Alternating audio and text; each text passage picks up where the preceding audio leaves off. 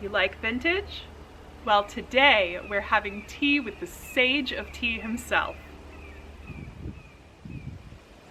Hi, I'm Jen from Tea Leaves and Tweed, and welcome to another historical tea session. Today, I'm joining you from beautiful Fairview Lake in Pennsylvania, where I'm going to be sharing what could be the most historical of our historical tea sessions.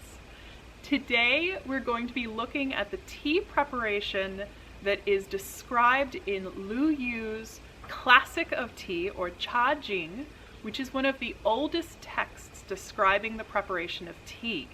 And I think you'll find that it doesn't bear very much resemblance to our modern day tea techniques, even those from China and Japan.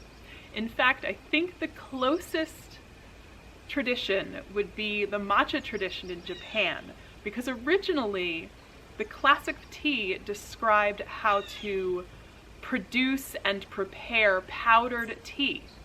And it wasn't until much later in Chinese history that tea was drunk from the leaves brewed in water instead of powder that is stirred or whisked into water. Now, unfortunately, my original plan was to try and cook the tea outside over a charcoal stove, as outlined as the optimal way to boil your tea by Lu Yu. However, I had some technical difficulties, mostly in the form of this lovely breeze coming off the lake, making it very difficult to light my charcoal stove. So we will have to move inside for a few minutes to actually prepare the tea. But then I think we'll be able to enjoy our bowl of historical tea out in the beauty of the shores of Fairview Lake.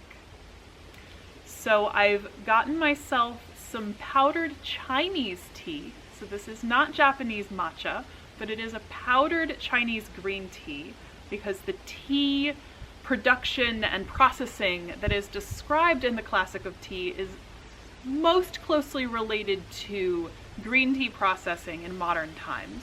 So I have some powdered Chinese green tea, and I have some modern approximations of the tools that Lu Yu describes.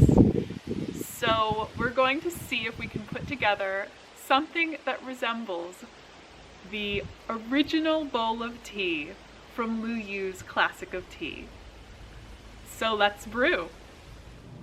So here I am in the kitchen, and I have my pot of water on the stove to boil, and I have a nice open kind of cauldron style of water pot. So the very first bubbles are starting to form. So now we're going to start our brewing process.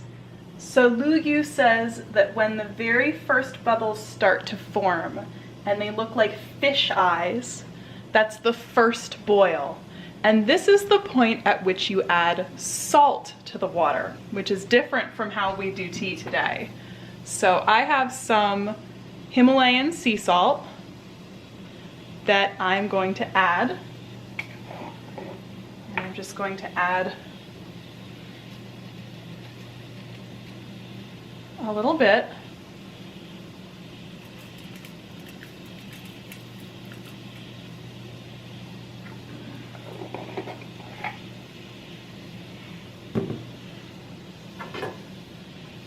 And we'll kind of stir that to dissolve the salt.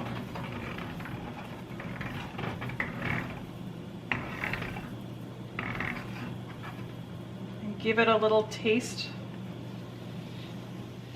It's not too salty, which is good. So now you can see the second boil, where the bubbles start to form together into what they call the string of pearls. And this is the point at which you add your tea.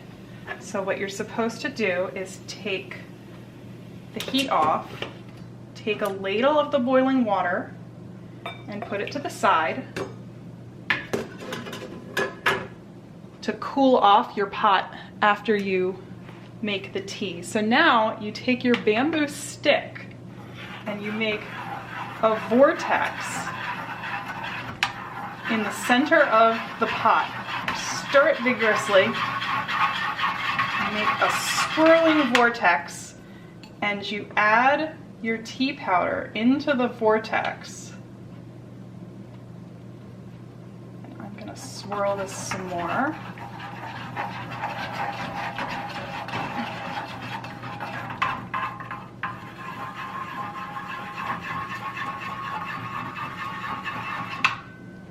And that forms a little bit of foam on top, and it forms your tea soup.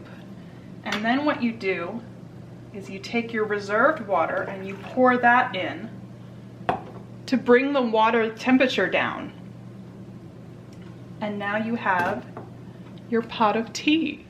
So now I've got my cauldron of tea, and I'm going to give it a little swirl.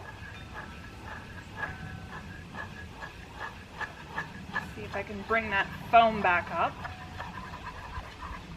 It's got a little bit of foam in it. So you're supposed to try and get that foam off the top.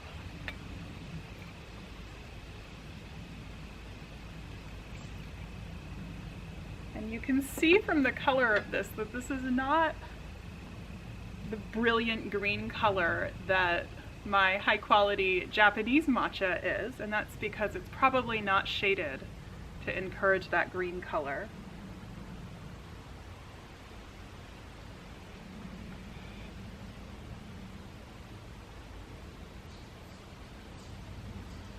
Oh, that's really interesting.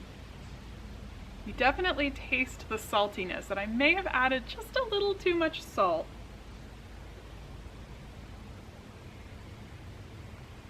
It seems that the agitation may have brought out the saltiness from when I tasted it before. And you can definitely taste the bitterness in the mouth. So, Lu Yu describes different kinds of tea. And there is tea that is bitter, and then there is tea that is bitter in the mouth, but when you swallow it, it tastes sweet. So it's sweet in the throat. And that is what he calls cha. It's this very fine tea.